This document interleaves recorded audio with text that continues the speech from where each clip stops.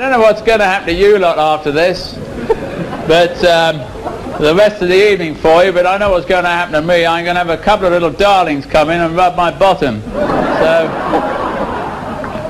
if you can beat that, good luck.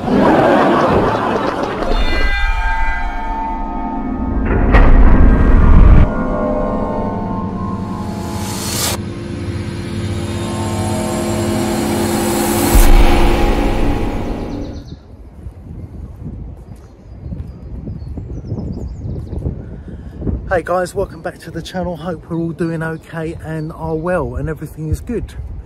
Today we pay our respects to an absolute legend of motorsport, Mr. Graham Hill OBE. Now, I'll be honest, I didn't know too much about him before I started a little bit of research for this video, but an absolute gentleman of the sport and everything he achieved and the way he got into it and the way he conducted himself, an absolute true motoring legend.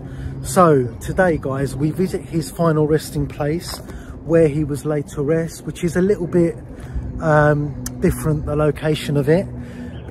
We also visit the golf club where he tragically passed away. I will give you more info on all of that in a minute, as well as his family home, or one of his family homes, which has been honoured with a blue plaque. So I do hope you enjoy it guys. I really did. As always, please subscribe to the channel, it does mean a lot. Like the video and of course comment down below. I do read them guys and I do take it on board, good or bad, the comments.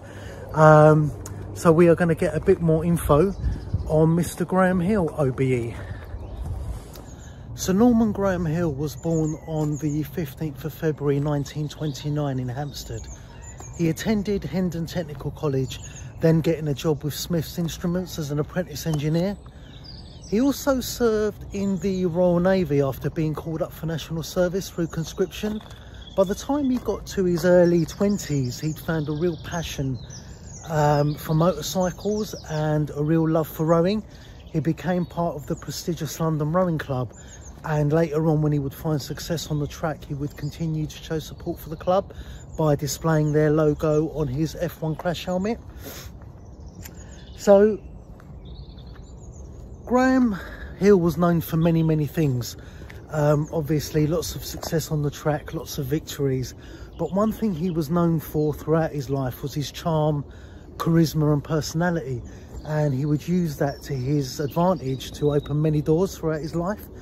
So he talked his way into a job as a mechanic on a racing team, and after a chance meeting with Colin Chapman, who was the Lotus team owner, found himself on the racing track.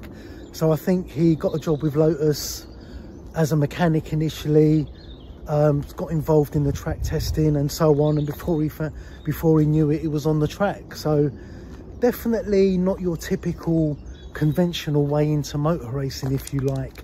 He didn't actually get a driving license till later on when he was 24 years old. So Graham struggled initially on the track when he started racing. I think he was forced to retire from his first 7 races. Some of those were due to mechanical reasons. He took a while to find his feet, but I think after racing for several years, he building up his profile, building up his experience. He won his first title in 1962 with 4 first place finishes and 2 second place finishes. He actually competed in a record 176 Grand Prix, winning over 20. Amongst those victories would also be 5 Monaco Grand Prix, and because of those wins he sort of inherited the name Mr. Monaco, which is actually pretty cool. His love, passion and drive for motorsport wasn't just within the realms of Formula One, if you like. He also competed in the Indianapolis 500, which he won in 1966, as well as the 1972 Le Mans 24-hour race. So I think he competed a couple of times, but he won those, the Indianapolis race in 66 and the Le Mans 24-hour in 1972, which makes him the only man in history to win the triple world titles in motorsport, which is absolutely phenomenal. And in 1973, Graham set up his own racing team, which was backed by Imperial Tobacco. I think it was actually Embassy, the cigarette brand Embassy, which was part of the Imperial Tobacco group, if you like. But once he'd set up, he initially struggled to replicate his dominance and success on the track. And in 1975, after failing to qualify for the Monaco Grand Prix and the South African Grand Prix, he actually took a step back from driving and retired. Well, retired from driving, I should say. So he still ran his team, still operated his own team, and he became a bit of a mentor to Tony Bryce, who was a young, talented, up-and-coming driver. So if we jump back a few years, guys, if we roll back to 1950, Graham actually met his future wife, Betty, and they married 5 years later, and would go on to have 3 kids, 2 daughters, Bridget and Samantha, and son Damon, who of course would go on to replicate his dad's success on the racing track. They would actually become the first father and son to both win F1 titles, which is an absolutely amazing, phenomenal achievement. I think that's absolutely amazing. Graham also owned his own small plane, and he was a pilot as well. So on November the 29th, 1975, he was with 5 members of his Embassy racing team. They were flying back from France. I think they'd spent a day out there track testing. It was at night. They were flying at night. Visibility was really bad. The weather was really poor. There was like really thick fog. And they were heading back towards Elstree airstrip. And for various reasons, I think Graham struggled to see the airstrip lights. He came in low over the Barnet area, and the plane hit a tree which was on the perimeter of a golf club. And tragically, the plane crashed onto the golf green, instantly killing Graham Hill and the 5 members of his team that were on board. So guys, we are in the cemetery in the Shenley area, and this one's a little bit different because the church that is here has now been converted into a private residence, and Graham Hill's final resting place is actually within the private residence grounds, if you like. It's not in the actual cemetery part, which is open to the public. So I'm going to knock on the door. Hopefully there is someone there, and they will be kind enough and gracious enough to allow us to pay our respects to Mr. Graham Hill, do a very quick bit of filming of where he was laid to rest, and we will be okay and hopefully not upset anyone. So I'm going to turn you guys around and we're going to have a look.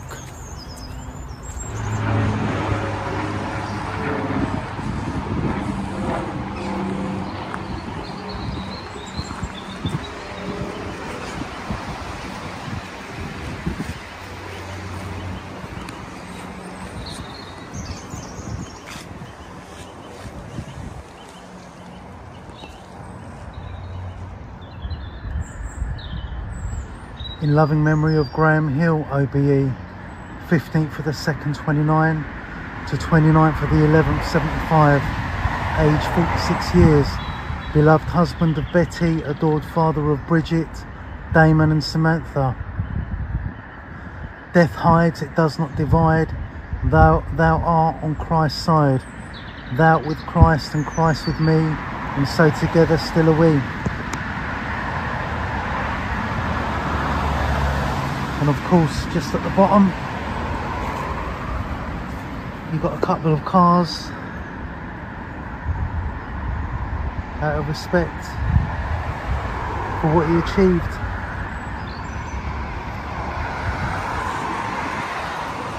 But that is the final resting place of Mr. Graham Hill, OBE.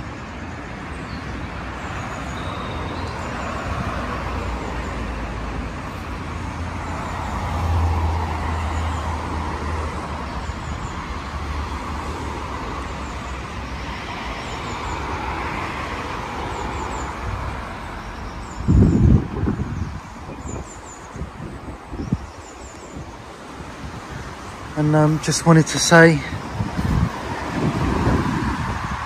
thank you, Mr. Hill,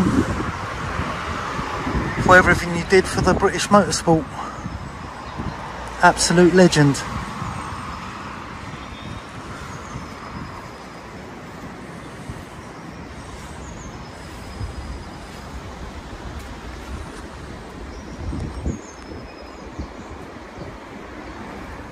So guys, we are at Arkley Golf Club just outside of Barnet, and this is where Graham Hill's plane actually crash landed on that fateful day. And I believe they've got a memorial plaque for him on the golf course, so we are going to have a look at that, see if we can find it without falling over and or getting hit by any golf balls rather, because the grass is absolutely waterlogged, so hopefully we should be okay.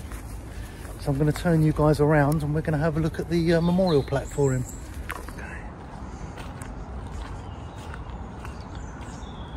So the memorial plaque is coming up just here.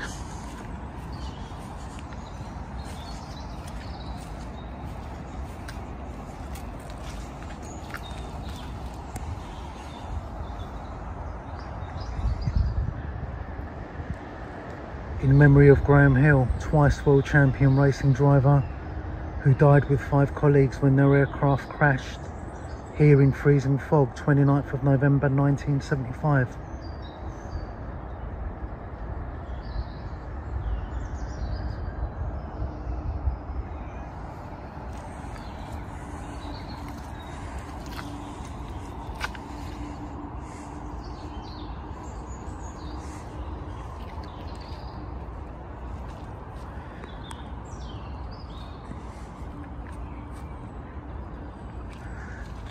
And I believe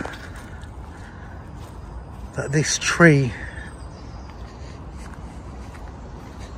in front of us, or that stump, what's left of it,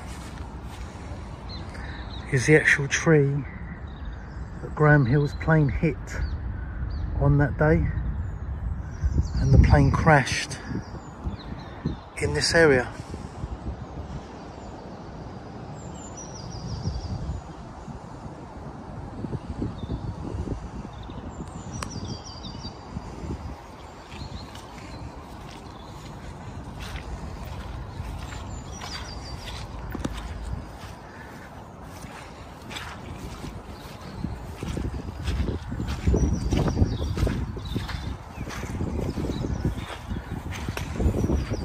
So this is the actual remains of the tree.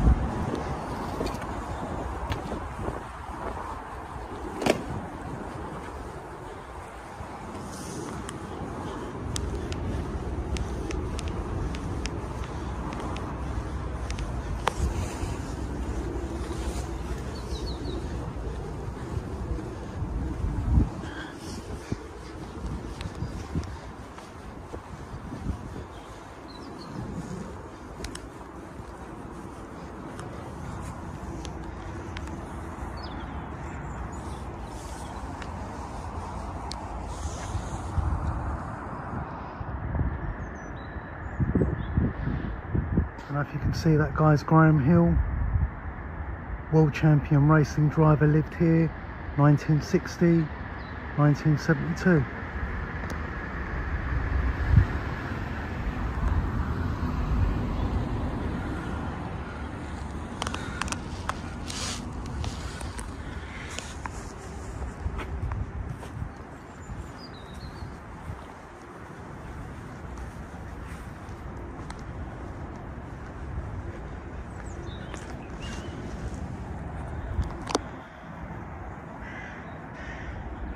So that is the former home of Graham Hill. So guys, an absolute icon and gentleman of motorsport really, and the way he got into motorsport, really completely unconventional. He talked his way into a job as a mechanic, persuaded Colin Chapman to give him a job, started driving a little bit for Lotus, and you know, a couple of years later he was winning world championship titles. Absolutely phenomenal what he achieved and how he, you know, found his way into Formula One. Could you imagine trying to do that in today's world? Yeah, that would be rather challenging, I would think. Let me know your comments and your thoughts down below, guys. Of course, with motor racing, there's always loads of stats and specifics. But if there's any points or main parts that I've missed out, let me know in the comments down below. I'm sure others would be curious to read, and I would be as well. I do hope you enjoyed this one, guys. I appreciate you guys watching.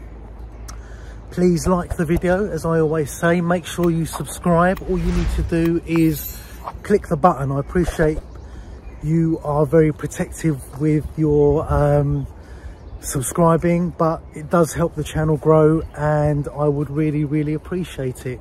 Thank you very much for watching, guys, and we will see you on the next one. Take it easy.